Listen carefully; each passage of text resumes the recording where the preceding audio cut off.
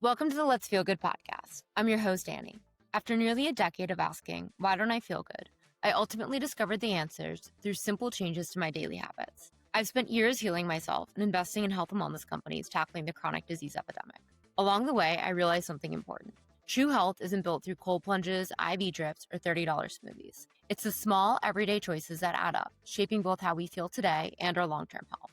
Let's Feel Good is here to keep it simple, giving you practical tips and swaps that compound into a lifetime of vibrant health. Thanks for being here. Let's feel good together.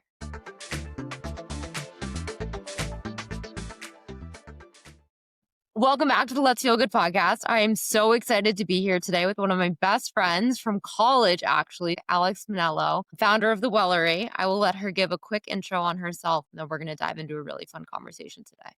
Super excited and so happy to be back.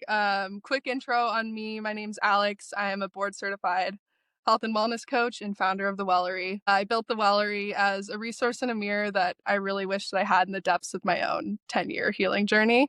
It's really a place for people navigating complex chronic illness or even just the overwhelm of the modern wellness world to reconnect to their own rhythms, their innate wisdom, and curate a healing path that actually works for them. And we'll link everything in the show notes. So you can find Alex on Instagram, Substack, her website. Her newsletters are amazing. And I know you will all want to subscribe, especially after listening to this episode. So we're going to dive in here today on a really fun conversation about fear versus intuition. As you all know from following Let's Feel Good in my personal health journey, for so long, I navigated a lot of shoulds in my life. I should do this. I need to do this to be successful.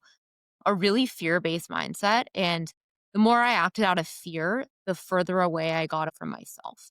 And so much of the root of chronic illness stems from emotional suppression and being out of alignment with who you really are. And, something that's really cool. Alex and I kind of grew up in the wellness space together, having graduated from school and then both moving to New York City and she was in investment banking. I was in venture capital, and these really fast paced environments and go, go, go, don't stop. And for me, at least, I associated so much of my self worth with my accomplishments. And I started feeling physical symptoms and I felt out of alignment, but I wasn't listening to those subtle whispers. And I just kept moving in a direction that I thought society expected me to go in.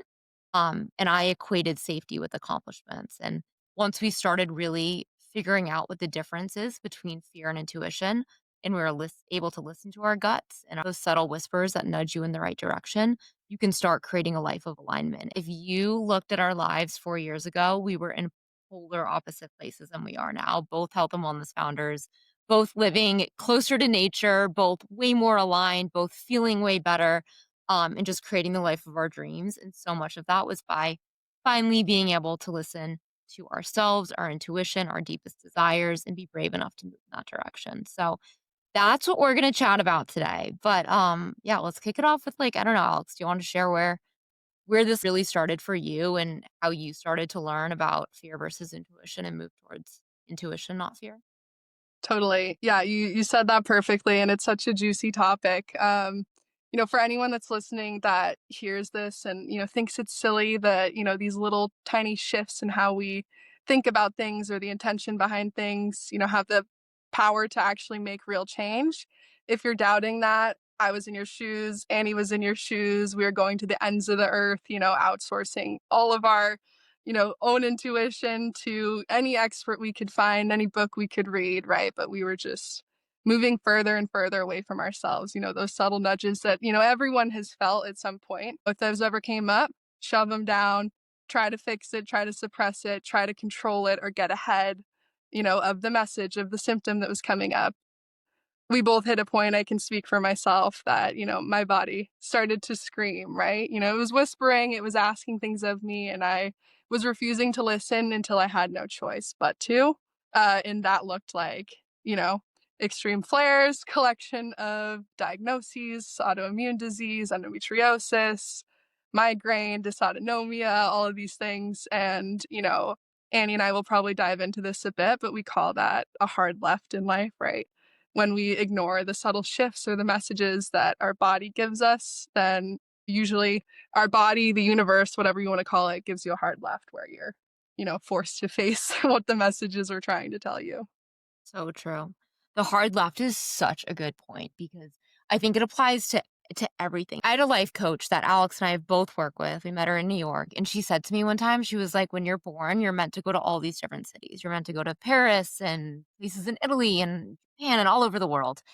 And when it's time to leave those places, because you're supposed to experience all of these different things in your life and you have this, plan laid out for you, you experience a subtle nudge of like, hey, maybe it's time to move on. Like maybe you should start looking into a plane ticket or like, maybe there's something your curiosity is driving you elsewhere.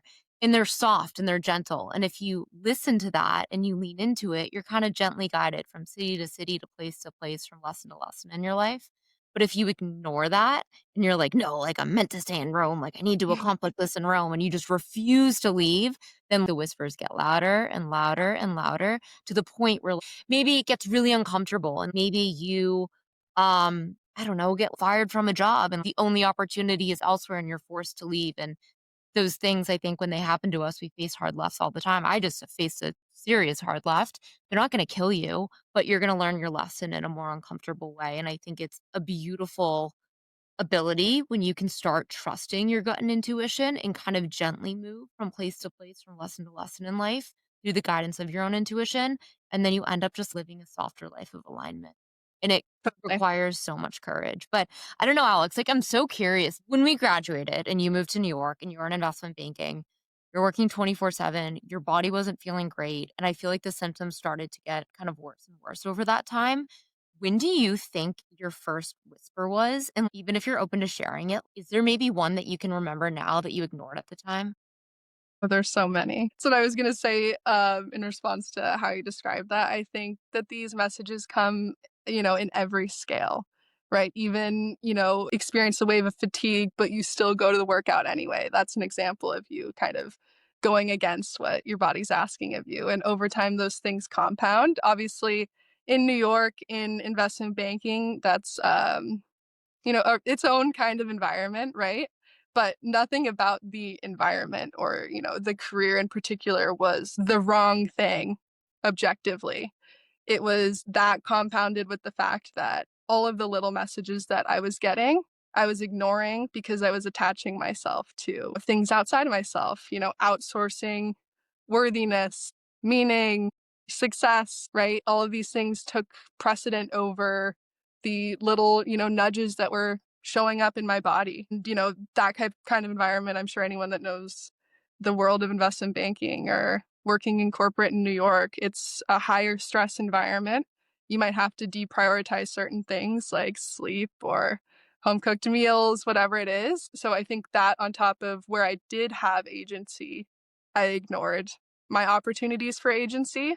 And over time, that just resulted in me getting sicker and sicker. And then, it seemed like my decisions after that felt less in my hand. And it felt like more, they were happening to me. And again, I kind of played victim to that as well until I realized, whoa, like my body's always been on the same team as me. Like I got me, right? I have myself, and this is what is needed of me right now. And I think that shift, I mean, we could take that in so many different directions, right? But once I realized that I was in it with me, it didn't ever feel again like anything was happening to me. It felt like me and my body navigating all the ups and downs, all the uncertainty. And, that's where the ease comes in. I don't think anything got necessarily easier. I think there's a lot more flow in how I engage with certain things, even my care, right? Doesn't mean that there's still hard things that happen, hard decisions in career and life and relationship and all these things. But once that shift happened where, I realized that I was on the same team as myself, as my body, and that I could relearn the languages of these subtle nudges, then that's where the ease comes in, right? Yeah, that is such a good point. I think that there's this narrative in the health and wellness culture that healing is a destination. It's not an end. Like your health isn't a math problem. We're not trying to solve our health. I think we're learning how to become in touch with our bodies. And as Alex said, be on your own team and support yourself through life's transitions and the ups and downs. It's having this trust that you're not gonna give up on yourself. You're gonna listen to your body. You're going to prioritize you above all else, even if it looks funny to your friends. An example that I had is I was living in New York and I was in venture capital. And I remember in the thick of my journey with, I had PCOS and autoimmune disease. I had horrible periods to the point where, like, when I would get them, I was on the floor for 2 to 3 days.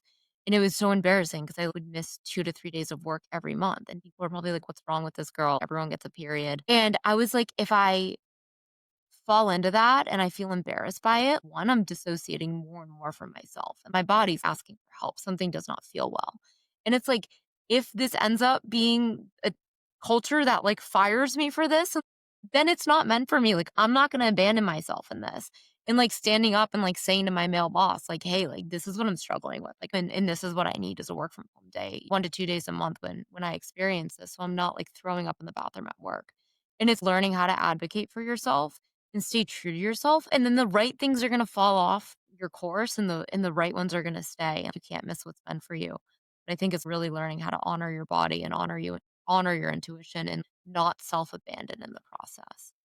You never know what's gonna happen in life, but if you can learn the skill of staying true to yourself, listening to yourself, then you're able to navigate not just health, but like relationship conflict or breakups or friendship dynamics shifting or career changes or family issues with so much more ease and confidence. I'm curious, Alex, as you've built this ability to not self abandon and to not dissociate from yourself when things get hard or get mad at yourself when things get difficult, what are your core practices? Like, what do you do daily, or what did you learn over time that has built that inner strength? Yeah, that's a good question. And I know we've talked about this before, but the imagery behind the wellery, it's rooted in this idea of the well, right? That there is this well of resources that is inherent to us, but also alive that we can tap into at any moment.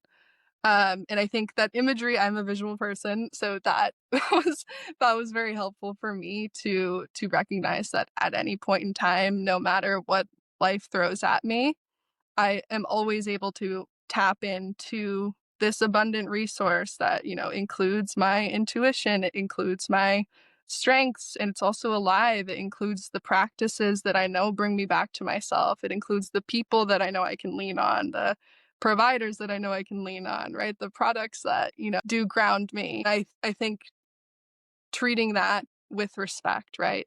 Respect that it's there and respect in the sense that it is something that I should continue to replenish. That's been a really helpful thing for me as far as what's in the well. Obviously, it's, creating space to hear those intuitive nudges, right?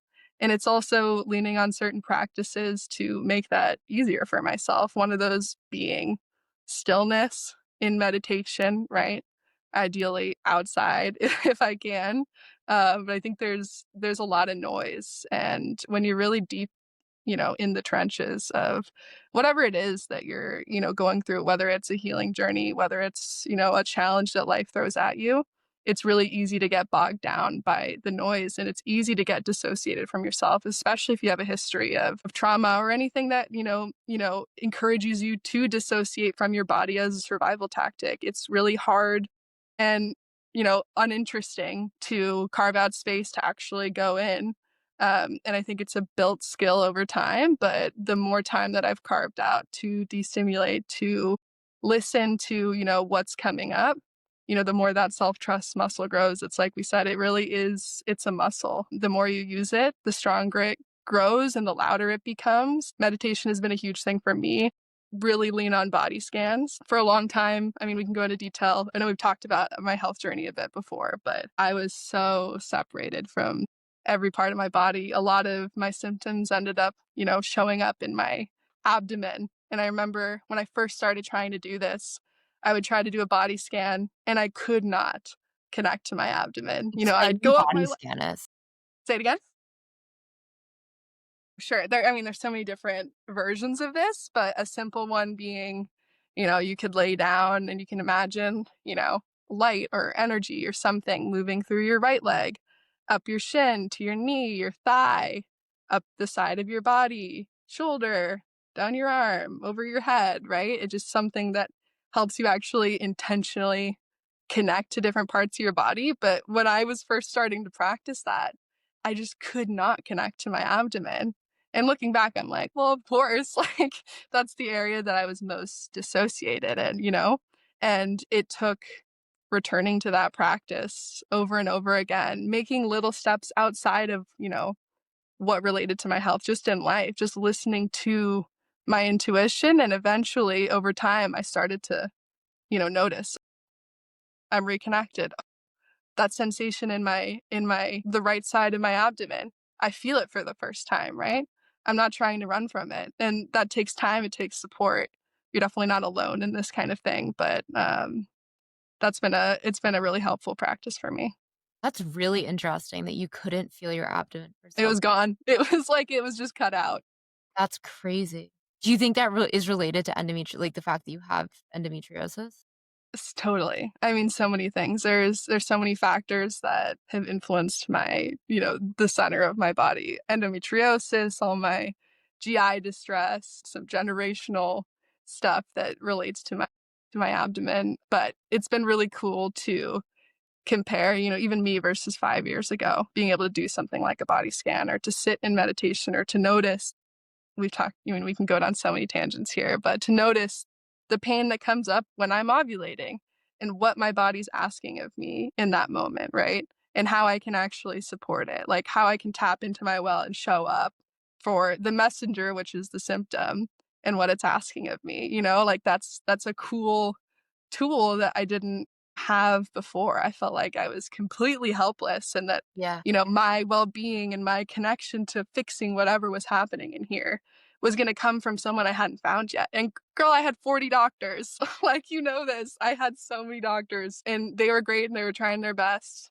Holistic practitioners, Western, functional, all of the above. The missing piece for me was absolutely my own connection to myself. There was nobody else that was in my body, right? So I had no feedback loop to even give them, right? Like, how is this landing for me? How is this protocol landing for me? How is this conversation or this decision? I had no discernment, right? And once I was able to focus on that, like, I can engage with everything with, more trust, even if I don't know the outcome. When you do a body scan and you actually check in with yourself, I am so guilty of this, is that if something's uncomfortable, it needs to be fixed immediately. And I Yeah, think something that you're so good at is I'm gonna take note of, like, for me, when I sit and I meditate and I'm really anxious in the morning, or there's something that I think is not totally solved in my life or really uncomfortable for me. I have a tight throat. And it's like, can I sit in meditation and accept the tight throat? And I'm not trying to solve it. I don't need to say, this is exactly why my throat feels really tight and this is exactly the path out of it's just, I'm going to notice this tight throat. I'm going to say, you can stay. You're welcome here. What do you want to tell me? Do I feel guilty for something? Do I feel ashamed of something? Is there something I haven't told someone that maybe I'm not ready to tell them yet, but I want to journal about and like accept it without a solution? And I think that can be one of the most uncomfortable parts of this practice. But how can we let it exist, experience it, ask for the information that it's trying to tell us, and softly receive it without running to a solution? And like yeah. in your example of ovulating and feeling those uncomfortable symptoms, you sit in it, you feel it, you're given information. What do you do with it? I mean, you said that perfectly, and it's so much easier said than done, right? To notice it and to not fall into that autopilot urgency. Especially if, like us, you've had a history of pretty scary symptoms that stick around or pop up without, obvious triggers. And you're, seeing doctors that don't really have answers for you and don't know how to fix the problem. So you try to become the ultimate fixer. And you notice that discomfort, whether it's the tightness in your throat or whether it's pain in my abdomen, right? Like, is this an emergency? That's kind of what, you're naturally inclined to think. And how do I get rid of it? How do I put out the fire, right? Or before it starts taking over my whole body and then I'm completely out of control. Maybe I'm just speaking, from my own experience, 100%. maybe some other people can relate, but a lot of the times those symptoms themselves feel like triggers, especially when you have a lot of them and especially when you think you had something under control and it pops right back up. In the case of ovulation, it's exactly like you said. It's not always straight, clear cut what the trigger was, what the solution was, and it's so easy to fall into the I need to fix this now, I need to put out the fire. before it takes over and it turns into something that is completely out of control and beyond my means, and nobody will be able to help me. It's easy to go down that rabbit hole. But for me, especially with the pain mid cycle and before I knew it was, related to endo, especially, how do you notice it? How do you recognize the pattern? For me, it was getting worse mid-cycle and it would get worse after a, you know, significantly stressful event like a stressful phone call or um stressful event in person with someone, right? Like, oh, all of a sudden I'm getting this sharp pain in my lower abdomen.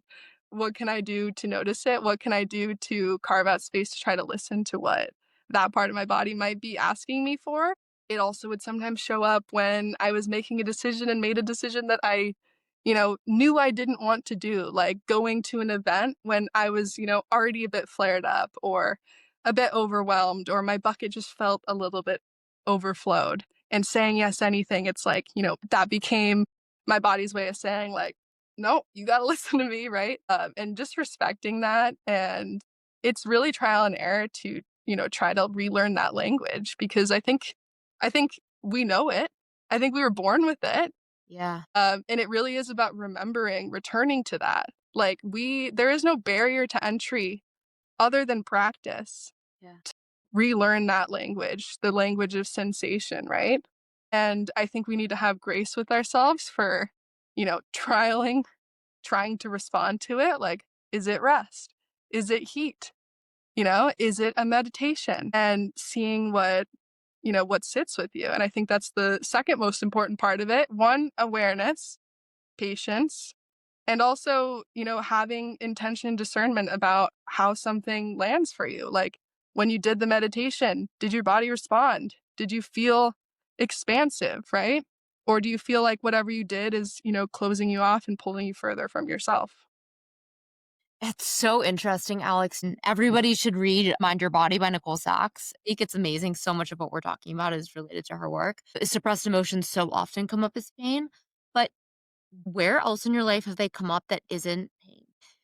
Understanding how to tap into your intuition before it's manifested as a physical condition, to me, I had absolutely no idea that those symptoms or those flares or those discomforts weren't all correlated with not being aligned in my life.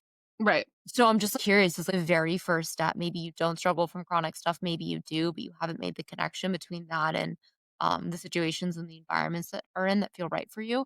What is like the first step before you even get to the point? Because like it took me like 4 or 5 years to even relate them to my physical symptoms. Say you are literally just on a first date, or you're going out with a new friend group, or you are interviewing for a job. What is a signal of listening to your intuition and getting a nudge and that whisper of, "Hey, you should explore this," or like, "Hey, this could make you curious, like, follow this," or "This isn't for me." And I don't Yep. need some raging red flag. I don't need the guy to be a serial killer, but, like, kinda just know intuitively, "This isn't for me." Like, what does that whisper sound like? If it were super easy, I think that everyone would Yeah, be done, you know? yeah, But you're so right. Like, the nudges don't always have to be, somatic right. symptoms, right? They don't need to show up physically. They don't even always need to show up as, a mental, emotional, overwhelm. Often they do, like you said, that anxiety or that, wave of depression or anger or whatever it is. I think the first question to ask yourself is, like, am I in dialogue with myself in general? you know? And that can look a lot of different ways for different people. But is there some process, however quick it is, where, between question and response or stimulus and response, right? There is a moment where you've checked in with yourself and you feel like you're on the same page as the action you're about to take, right? I think we go through the motions a lot. Autopilot is natural, it's a survival tactic, right? And it makes it so that our brains don't have to consciously be, you know, awake for every single decision we're making, like brushing our teeth or walking down the stairs, right? But I think that is a question you can return to is, do I feel connected to myself at all? Do I, one, feel connected to my body? That's obviously important.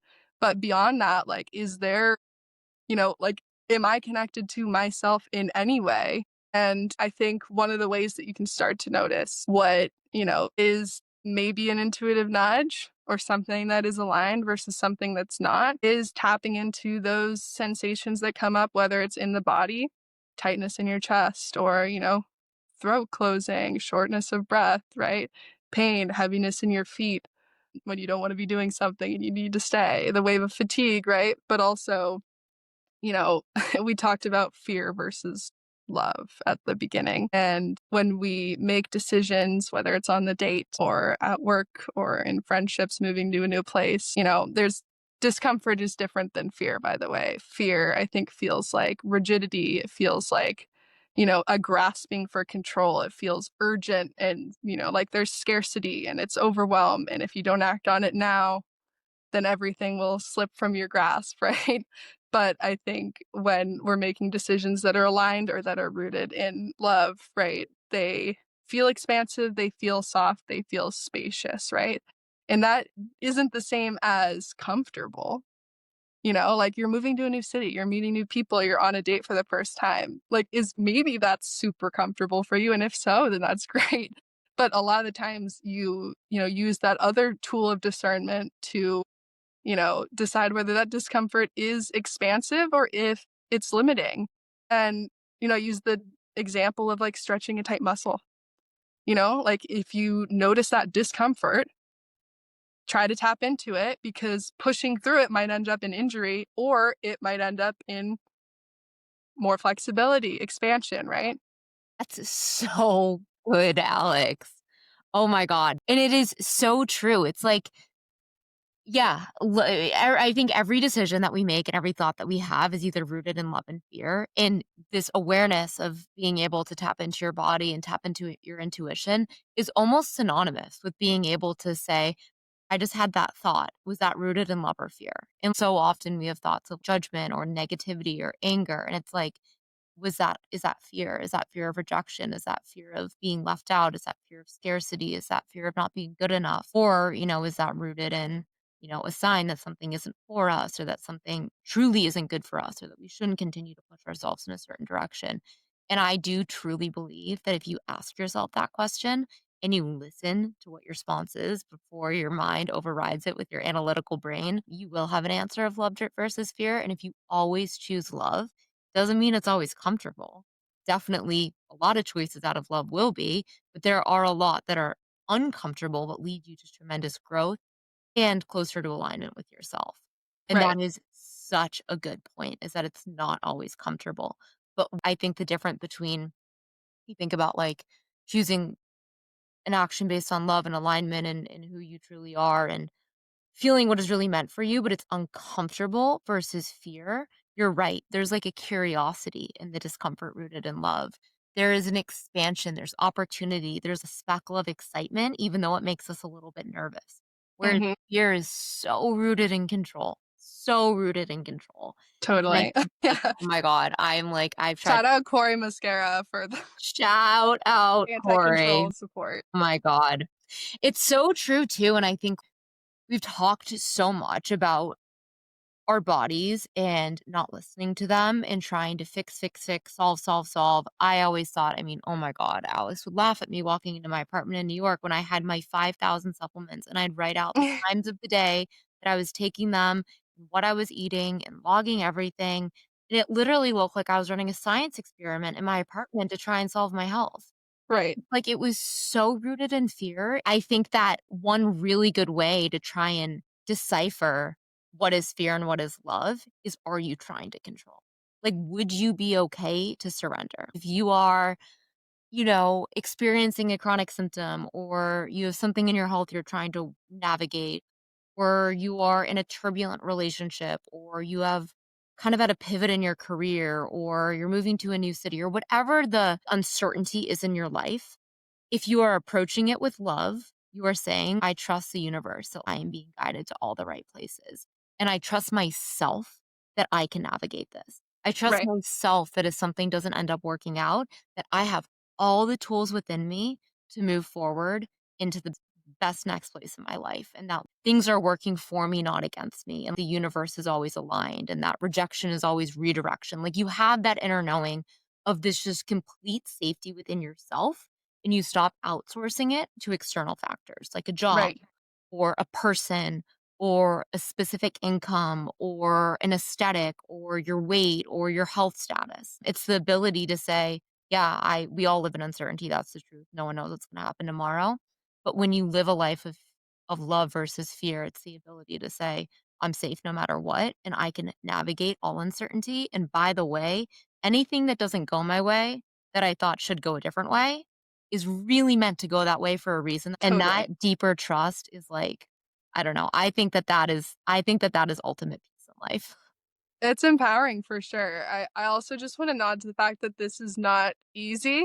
No. I think it's, No. it's obviously easy to talk about, like, "Yeah, guys, just, live out of love, not fear," right? You're like, "Okay, tell me how this looks in practice and tell me why I'm still scared," Like, we're all human, and I think one first step is just being aware of where you're trying to control things in your life, whether or not you make a change. I think the first step is that awareness, like you said, when you were taking a million supplements, obviously, like the control is rooted in, something that is coming from love originally, but then control starts to take over. Like, of course, you wanted to take care of yourself. Of course, you wanted to find the best providers to help you not live with these debilitating symptoms. Like you thought you were doing what was best for you. But as soon as that starts to slip into, if I don't take this at this time, then everything will go to shit, Like that's when we need to check in. And I think it's easy for us to constantly slip back into that, like even when self doubt comes up, right? Like we're human, we're constantly slipping back into that.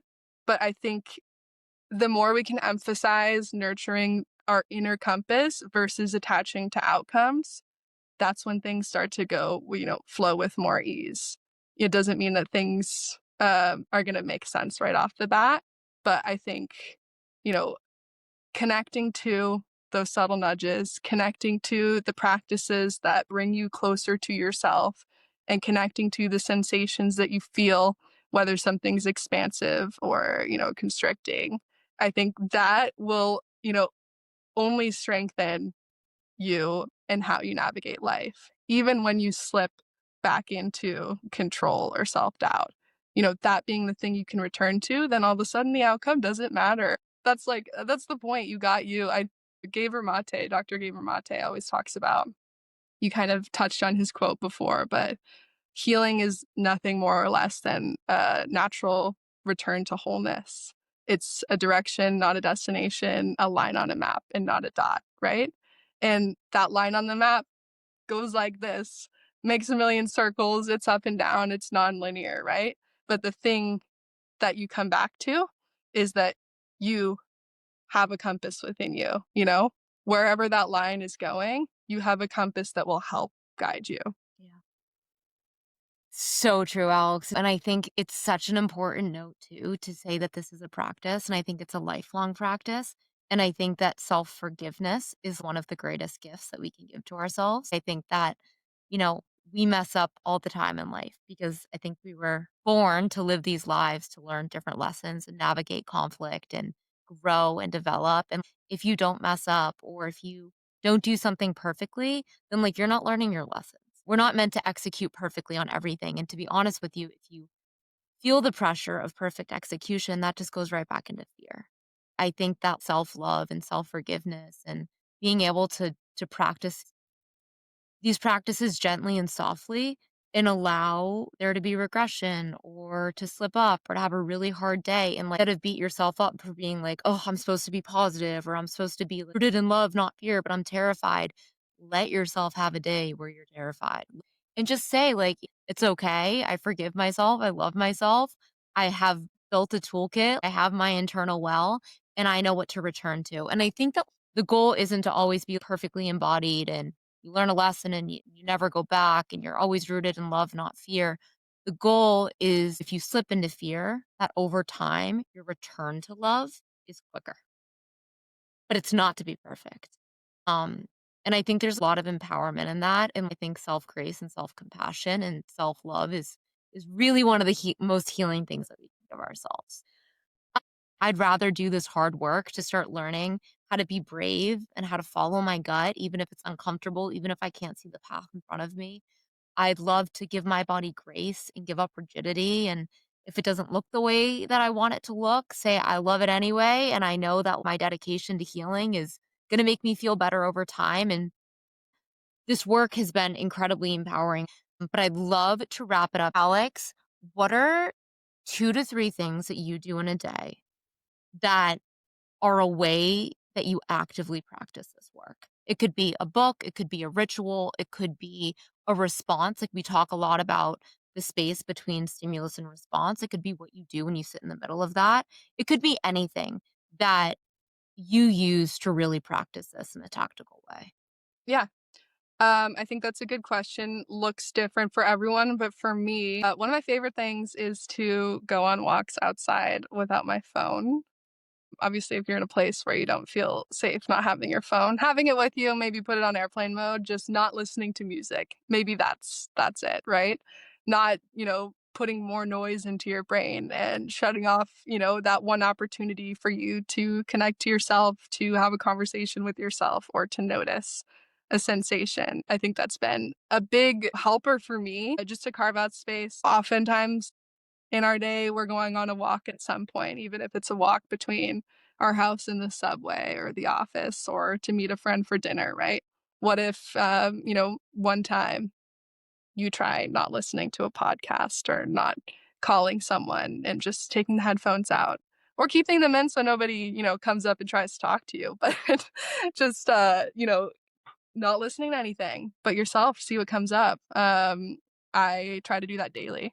I have a dog, that helps, I go out and on a walk and I'm not listening to music, I'm not making a phone call, I'm not trying to habit stack the walk, I'm just trying to use that space to just be a human, be with myself, see what comes up, if anything. If not, you know, I notice that the walk is a lot more enjoyable anyway. Colors are brighter, right? I feel more, nourished after the walk. Another thing is, I mean, you've heard this before, and if it's a broken record, sounds like a broken record, I'm sorry, but trying not to grab your phone first thing in the morning, it sets a precedent. And I'm a big believer that you can restart at any moment. But obviously, there is, science and lived experience behind the fact that, if the first thing you do once you rise for the day is, jump into the noise, then it does become a bit harder for you to find the quiet. And if people have these really extensive morning routines. I'm not suggesting that you need to do that.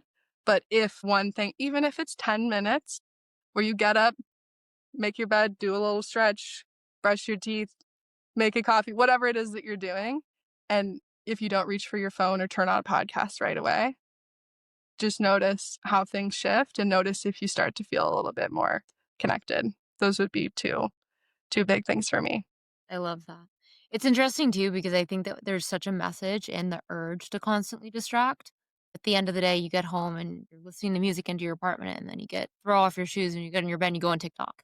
It's like, why did I just want to get on TikTok? There's a message in that. What if I put my phone away? I sit with myself. What am I avoiding right now? It doesn't need to be It can be something bad, scary. but yeah, And it's the familiar is less scary than the unfamiliar. And we're more often than not more likely to keep ourselves stuck because it feels safe. And stuck sometimes means I don't want to hear it. I don't want to hear the messages. I don't want to listen to what's coming up. Like, I don't want to make a change even though I know I need to, So we will distract. And it is a version of a survival tactic. So of course have grace for yourself. But again, awareness is important there.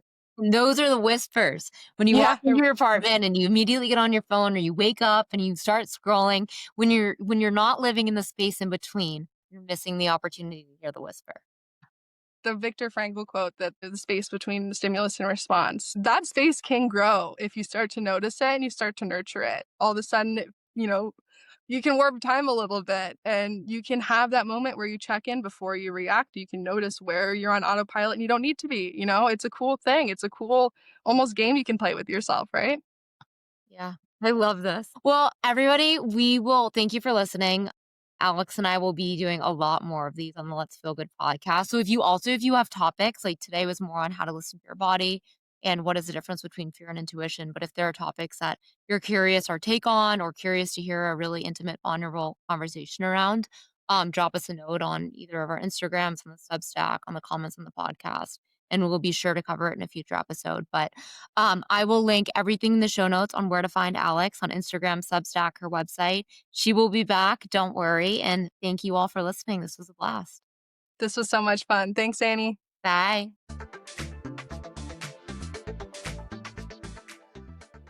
Thanks for listening to Let's Feel Good. If today's episode helped you feel more clear, empowered, or inspired to take action on your health, I'd love if you'd subscribe, leave a review, or share it with a friend who's on their wellness journey too. You can find today's show notes, links, and extra resources over on Substack at letsfeelgood.substack.com, and follow along on Instagram at Let's Feel Good Club for more real-life wellness tips in between episodes. Because how you live determines how you feel, and we all deserve to feel amazing. See you next time.